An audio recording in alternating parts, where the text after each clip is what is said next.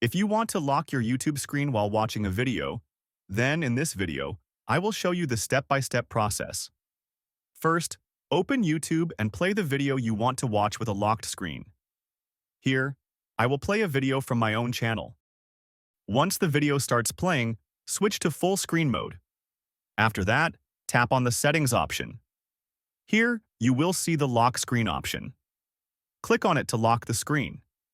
Now, even if you tap on the screen anywhere, it will remain locked unless you tap on Tap to Unlock. Once you tap, the screen will be unlocked.